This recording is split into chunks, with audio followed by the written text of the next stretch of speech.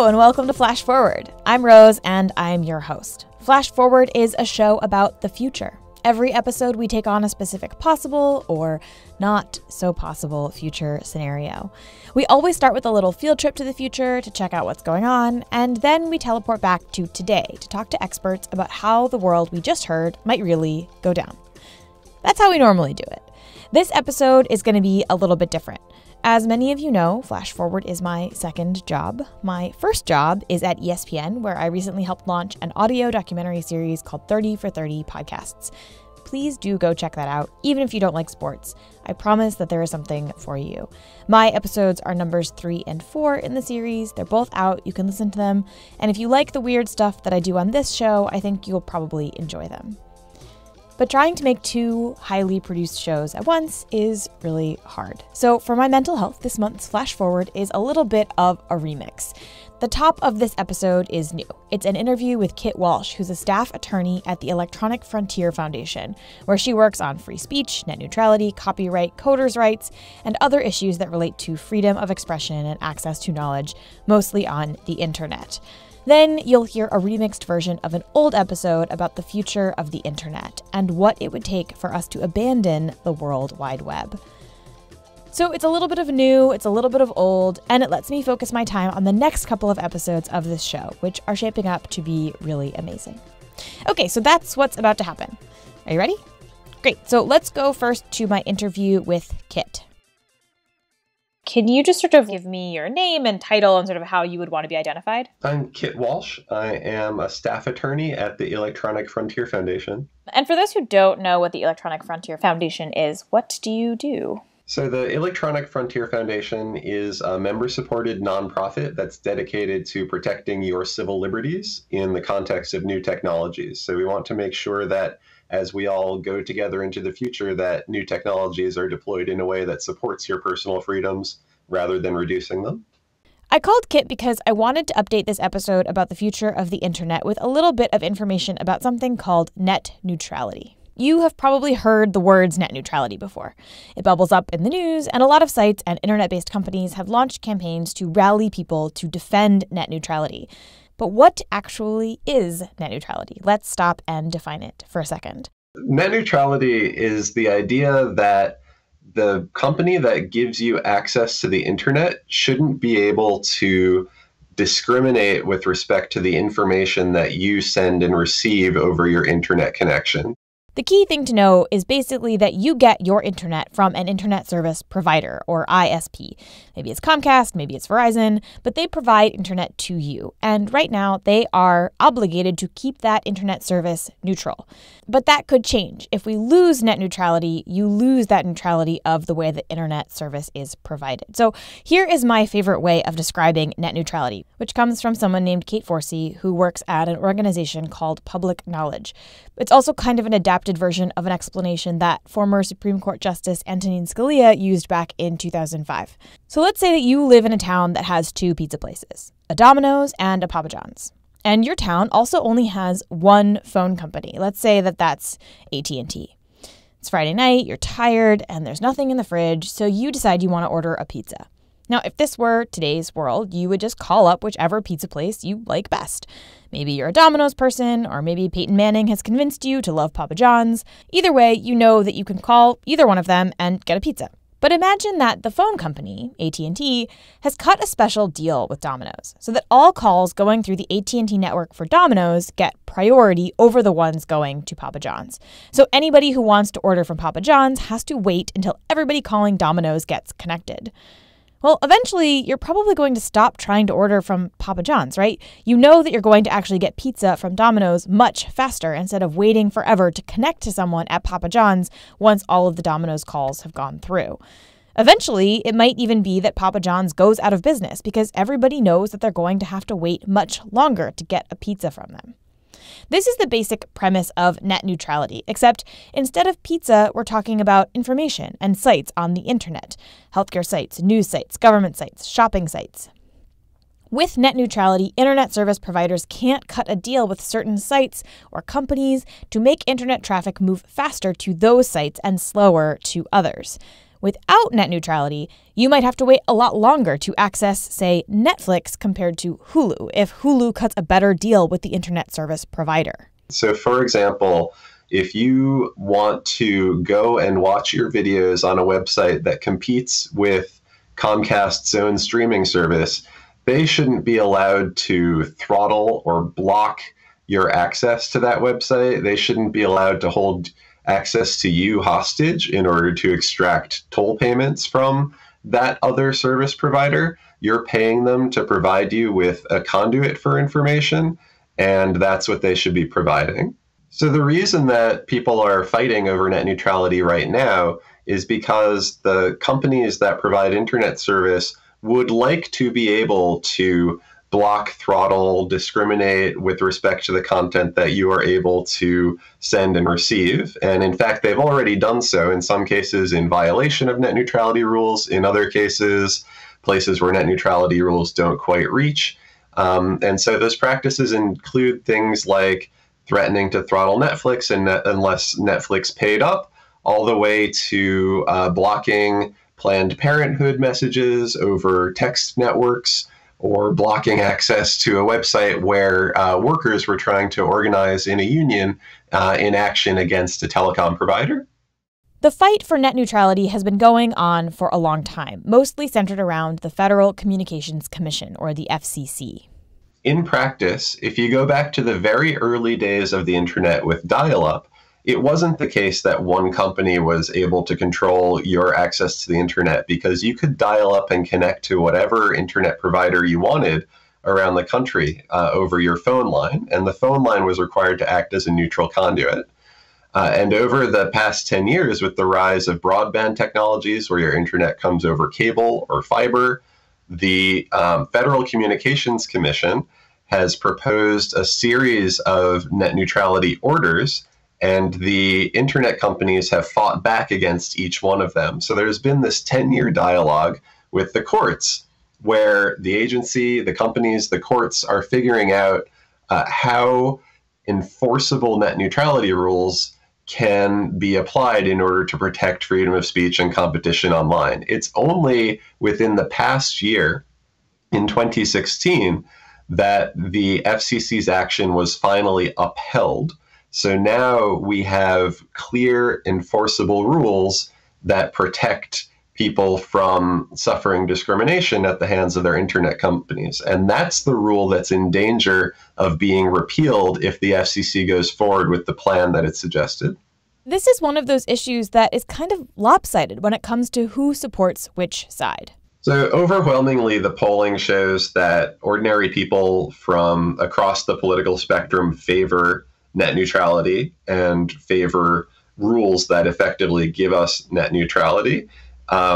We've had as well millions of people writing into the FCC. We're now at over 12 million comments in this latest rulemaking, which is by far a record breaker. Basically, internet users like you and me don't really stand to win anything at all if net neutrality agreements are rolled back, especially if we don't have a ton of money or if we want to start a small business, like, say, an indie podcast about the future.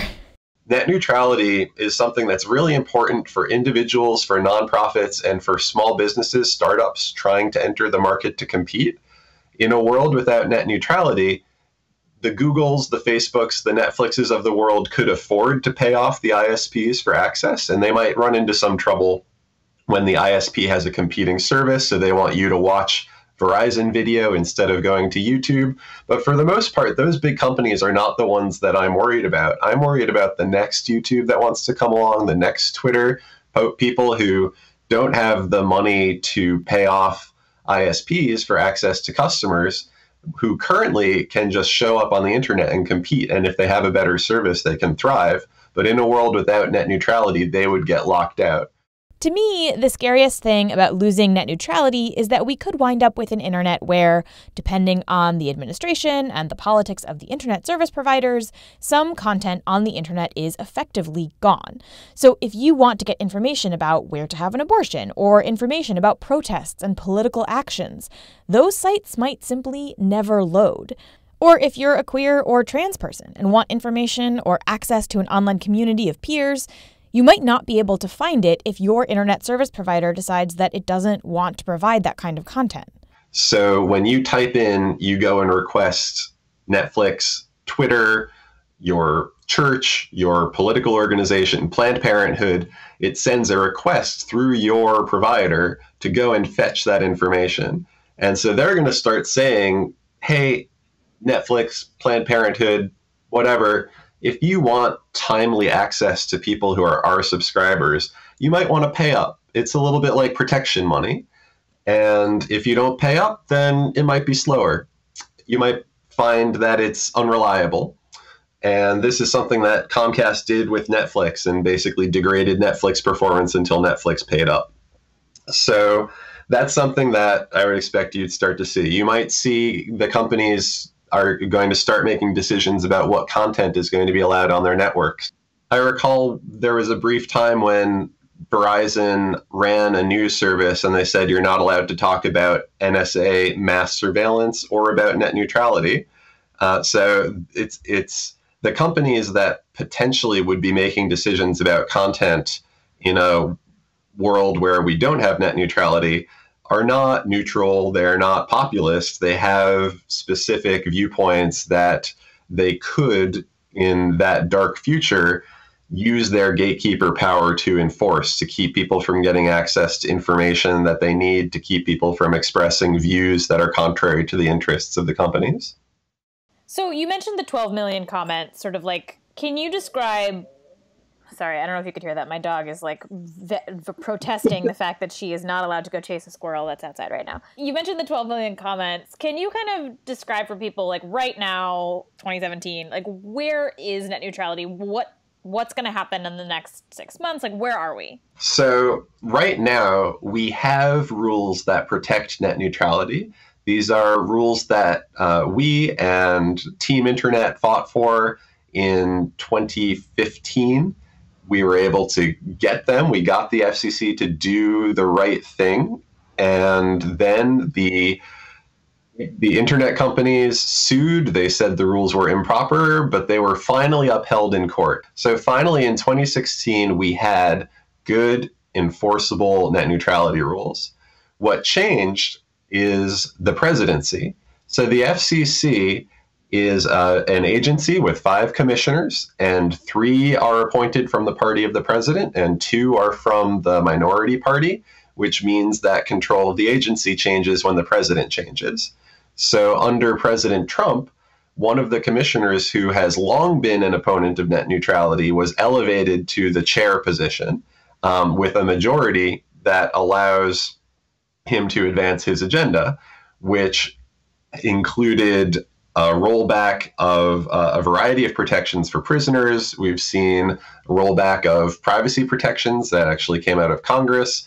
And now we are seeing a rollback of net neutrality rules. So we are in that process. In order to change the rules, the FCC has to go through a regulatory process that allows for public comment.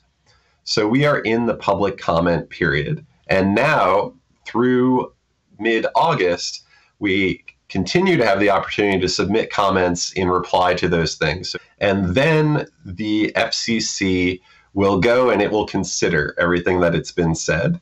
And it has to issue a final rule at that point, or not. It can decide, actually, we're not going to change anything. But so some number of weeks or months after that August 16th deadline for comments, we'll see the FCC do what it's going to do. And so that could mean they strip away all net neutrality protections. One of the commissioners has been very enthusiastic at allowing pay-to-play fast lanes on the internet. So that could be what happens. If that happens, then you can expect the public interest groups to mount a legal challenge to the way that that's done. So this is a process that's going to keep playing on for some time. Just to, if you'll indulge me for a moment, to go into sort of speculation land. Let's say we lose net neutrality. What is that future like? Yeah, so the first thing that I think people are likely to notice is for those internet providers that have their own commercial video systems or other media systems, they are likely to start pushing those systems over competitors. And so that might look like a tiered plan where you have to pay extra for non-throttled service to YouTube or to Netflix because the company wants you to go to their video streaming service. Then you'll start seeing things like paid prioritization generally. Paid prioritization is the idea that the ISP, the internet service provider, can act as a gatekeeper for other people on the internet to reach you. So I think you'll see a clumsy blocking. It's going to target stuff that at first is not too controversial and could expand to encompass a lot of things that potentially involve copyrighted works but are permitted fair uses, like parodies. It might restrict access to information about sexual orientation, gender identity, medical care. A lot of block lists that are deployed in schools and libraries are really over-inclusive. We've seen YouTube screwed up and was blocking a lot of queer content as inappropriate for minors. So I think the free-wheeling open internet that's weird and interesting and has the information you need is going to start to get patchier. Stuff is going to be blocked either intentionally or by accident. That's the future without net neutrality. And is that something that, like, people will notice? I guess, like, if I'm optimistic, I'm like, no one will stand for that, right? Like, people want to be able to Google their weird thing, whatever their weird thing is. Everyone has their weird thing, and they want to be able to Google it or search for it or whatever it is. But I can also imagine a world where people don't realize it's happening. And I think that was the case in a lot of situations with, like, YouTube. I think people who are savvy and clued in knew, but, like, if I'm a queer teenager in Alabama, like, I don't necessarily know that I'm not getting it. I just search and it's not there. And I think, oh my God, I must be totally messed up. You know, like, I feel like you end up sending a signal in a way that maybe people don't realize. Do you feel like if this were to happen, people would notice it, or would it be more subtle and people would think like, oh, well, maybe this just doesn't exist. Maybe this content just isn't out there. Yeah, I think a lot of it would be very subtle and very hard to detect. We have been involved in some of the technical analyses just to figure out that T-Mobile has been throttling certain content or Verizon has been throttling. We discovered that Comcast was blocking BitTorrent, because when you run into a problem on the internet, there are a lot of things that could have gone wrong from your computer to the other computer that you're communicating with. So it's really not easy to figure out when something is a result of an intentional act of discrimination by your internet provider versus the quirks of the network. So you're totally right to point out that it's going to be hard to detect a lot of these non-neutral practices. I mean, I think Down for Everyone or Just Me is like my most visited website, where I'm like, is it me, or is like this just my like internet not working? Do you feel like, I mean, it's kind of an intense time in politics right now, to put it lightly. Mm-hmm. Do you ever feel like net neutrality gets lost in some of the other things that are happening? I feel like every 2 seconds I get some sort of alert on my phone with like something going on that I like is very important and like I should care about. Do you ever feel like this gets lost?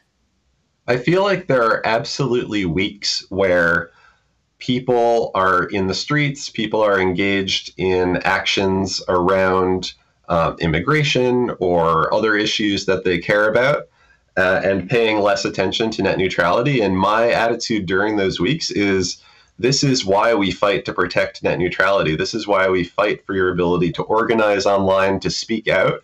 And I want you to use that freedom. I want you to be vocal, organize, mobilize for whatever cause you care about. And then when that quiets down a little bit, come help out with net neutrality so that the next time you need that freedom, it's still there for you. If you want to let the FCC know how you feel about net neutrality, you can go to dearfcc.org, which is a site run by the EFF where Kit works that helps make it really easy to tell the FCC that you want net neutrality to stick around. If you want to learn more about net neutrality in general, I will post a bunch of links on flashforwardpod.com as well.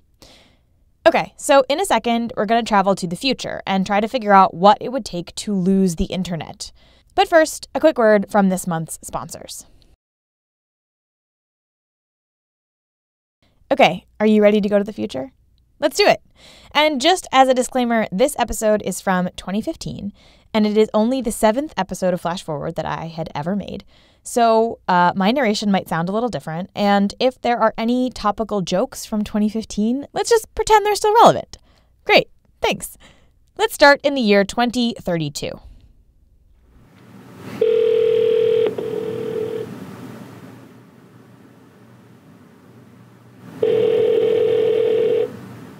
Hello. Hi. This is kind of weird, but did your internet just go out? Let me check. Yeah, I think so. I'm gonna go reboot the router. Okay. Okay. Maybe that's it. Hey. The router. Hey, what's up? Okay. I have a question for you. Is your internet working? But yeah. No, it's not. And I can't figure out why. No one in my office seems to be able to get it working, and I thought it was just me, but Hey, what's up? clearly not. Yeah, that's so weird. My is your internet down? either, and I've been trying down. all Is it morning not to really get working it to. Yeah, I'll let you know if I figure No, something out. I mean, like it went out, and Hey. I How's it filled with going? everything and read it. It's just not- Okay, well, it doesn't hey. really work. My internet is not working, And and no yeah, one the that coffee shop and everything's I'll down. call you Nobody can get So I wanted to anything. check with Okay. you, is your internet working? Yeah. Bye. Oh my God, no. Let me call my parents not and working see if either. it's still down over And there. I thought it was just me. Okay. I have no Yeah, connection let me at know. all. Yeah, okay. I've called a bunch of people in New York, and it's not working at all. And so it's not working for you. Let me call someone like out in California and see if they can get it to work. Okay, bye. Bye. Hello? Hi, Mom. Hey, what's up? Not much. I have a question for you. Can you? Okay. Is your internet working out there? You know what? I'm not at my internet. I was just in the other room. Let me go check for you. Okay, thanks. Are you having problems with yours? Yeah, I can't get it to work, and I've called a bunch of people in New York, and they also can't get it to work. So I figured I would call someone not in New York, and you're not in New York, so I'm calling you. Okay, hold on, give me a minute. No. No? I'm not getting Safari's not responding, so let me check mail. No, I'm not getting anything. Okay. All right. Oh. I need to make a couple other phone calls. I'll call you later and we can talk more, but I just need to figure this out. So I will call you back soon. Okay. Oh, that's going to be a pain for you. Yeah. Yeah. Okay. All right. I'll talk to you soon. Oh, okay. Okay, you run away and do your job. Talk to you later. All right. Bye. Bye. Okay, so something has happened and we've lost the internet. Normally, what would happen next on this podcast is that I would talk to some experts and we would work through what would happen next. What would the world look like without the internet? How would our financial systems fare? What would happen to emergency management efforts or international shipping industries? This week, we're going to do things a little bit differently. I really wanted to think about a future without the internet. But as I was talking to people about it, it became clear that what's most interesting about a future without the internet isn't what happens next, but how it happens in the first place. So this week, we're going to spend most of the episode working backwards, figuring out what would need to happen for us to lose the internet. Now, I'm a firm believer that the best predictors of the future are historians, so I talked to two of them. The pain of the internet is the pain of like the constant confrontation with other people, right? I mean, it's bad enough that you live in New York City and you're surrounded by like millions and millions and millions of people who care not at all about your existence. The internet is like that, right? In your office, you know, just this kind of constant assailment of other human beings, and the idea that we could just like shut it is really pleasurable. That's Lane Nooney, and this is Finn Brunton. It's so funny, by the way. We're having this conversation at this exact moment. I don't know if you can hear it over. Is it a bell? Yeah. But no, the bell is tolling noon, but it sounds very like it really captures this kind of, you know, post-internet, quasi-medieval kind of like we have to alert everyone as to what the time is so they can set their clock. Both Nooney and Brunton are historians of digital culture at NYU. And when I talked to them about this, they both pointed out that losing the internet is a really hard thing to imagine. The enormity to which you have to propel this kind of fantasy really speaks to how hard it is to think about the world without the internet, right? Because and then it brings up this question of what is the thing that the internet is? Your Twitter account and your Facebook page and your Tumblr account are all really, in some ways, very insignificant parts of the internet, even though what has born out of them are these really rich and nuanced and complex forms of personal culture. The internet is basically just, it's a set of protocols that govern the transmission and the reception of data. So how do you take down something that doesn't have a central location? The context would have to be such an extreme change in our present circumstances that it would probably have a very dramatic effect on whatever that experience was like.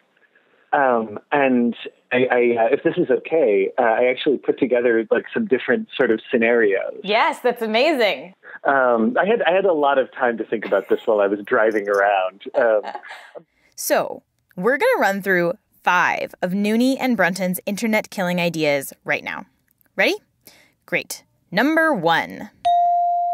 This one is in some ways the most boring. It's a full-on apocalypse. Maybe a huge solar flare or an asteroid hits the Earth. We lose all electricity. All our satellites fall out of the sky. All the volcanoes in the world erupt at once. Whatever it is, it's a big deal. But it also means that maybe we won't care that much about losing the internet in that moment because we will all be dying. Something where our daily lives would be so unrecognizable that it would be hard to subtract out the parts where we could kind of imagine the consequences of the internet being gone. This is also the first way that Noonie saw the internet being lost. I was really trying to imagine, what's the scenario in which we lose that, right? Because often when we imagine the internet going away, it is coupled with an apocalypse narrative, right? Because we link it to the idea of the loss of electricity, right? This is how all of our dystopian fantasies always wind up working. Okay, number 1, apocalypse. Kind of boring. So let's get to number 2. An electromagnetic pulse. An EMP goes off and, it wipes, every hard drive everywhere. There are ways that you could conceivably detonate a nuclear device outside of the Earth's atmosphere, such that you would only get the effect of this sudden, massive electromagnetic pulse, which would effectively kill all unshielded electronics. But even in that case, it's not like the internet goes away. Instead, it's one specific local region. So if an EMP goes off, it probably wouldn't impact the whole world. And again, we're probably in the midst of some nuclear war, so we maybe have other things to worry about. So both number 1 and number 2 are situations in which the internet is lost due to a huge, crazy, global, very bad event. But what if the internet wasn't lost as a side effect of some war or some horrible catastrophe? So what I would like to propose instead is some really hypothetical thing, but a thing that I have to confess personally I find weirdly plausible, which is what would be some context in which we would shut the system down ourselves, as a public service, as a matter of duty or survival. We would be yanking the cables out of the walls, and firebombing the switching centers and the colo rooms and all the rest of it. People would go and dynamite the landing stations where the fiber optic cables actually come into shore. And all of a sudden, we have pretty much our existing society, but no internet. So the last 3 scenarios are situations in which we, as humans, decide that we have to shut off the internet. I know it sounds crazy, but bear with me. Here's scenario number 3. A super virus. I mean, I like the idea that someone creates some sort of protocol virus and then protocol stops it. I don't even know if that's possible. But suddenly none of them can talk to each other, right? Across the globe. And then you still have all the terminals, you still have all the data, but you can't send or receive, right, without a direct connection, right? So do people move all the computers into the same room and daisy chain them together in order to get them to work? And we actually have some practice for this. In 1988, there was a worm that actually effectively kind of killed what was sort of turning into the internet for a little while, in the sense that the systems administrators who were infected with it were pulling their whole local networks offline to try to figure out what to do and all the rest of it. But the network now is so complex that it's very hard to imagine a single program that could, or even a family of programs, however well put together, that could, simultaneously damage the networking capabilities of individual computers, but also destroy servers and sort of destroy the infrastructure in various ways that can't be recovered from. So if there's some kind of horrible worm that infiltrates the transfer protocol, hopping from server to server and device to device, wreaking havoc, we might decide to pull it all offline until we can figure it out. And if we take that scenario a little bit further, we get to idea number 4. Some form of a singularity phenomenon.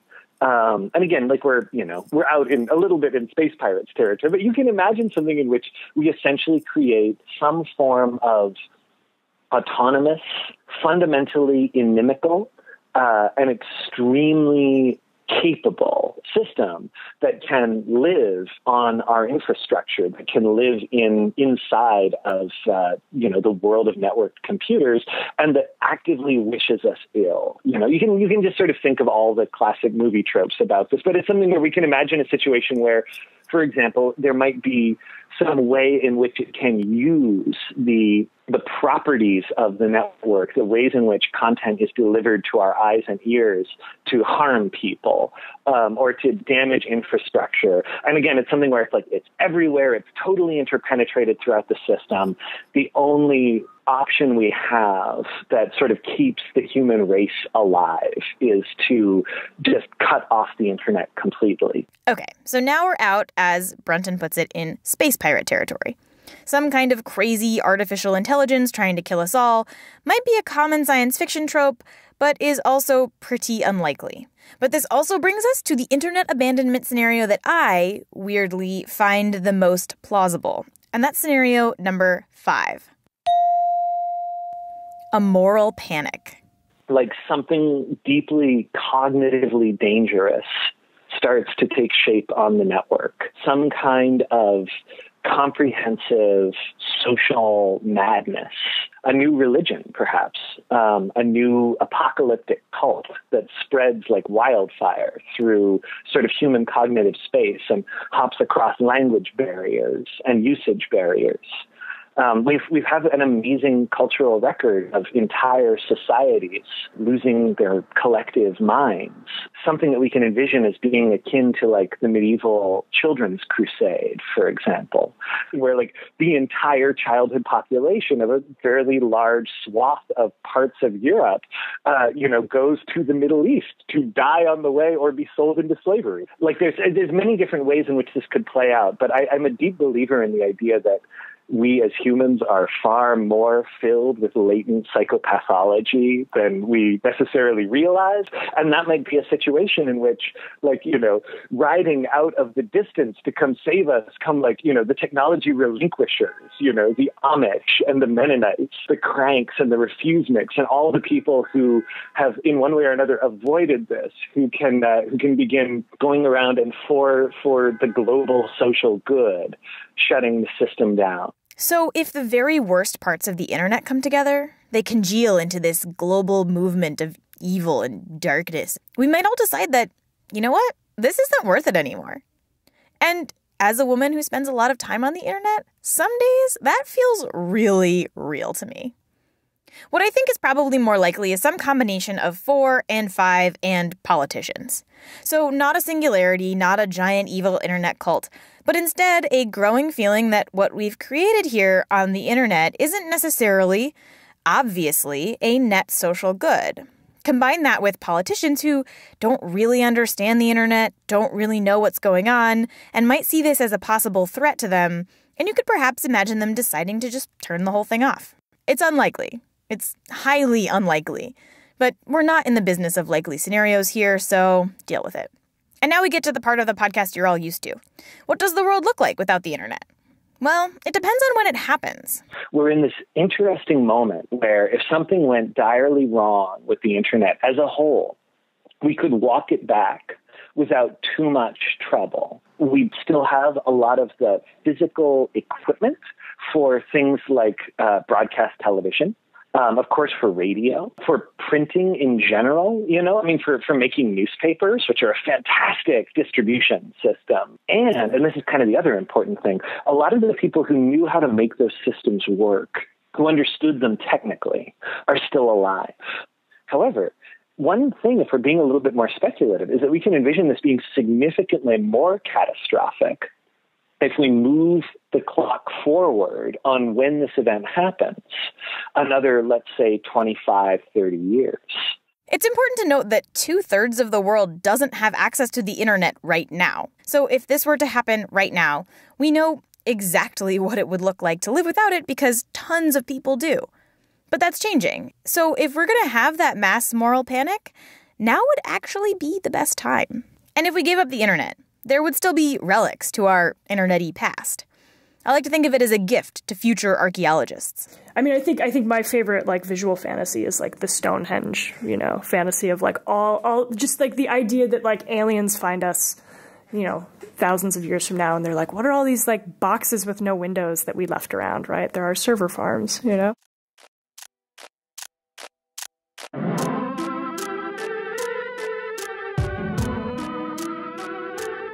That's all for this future.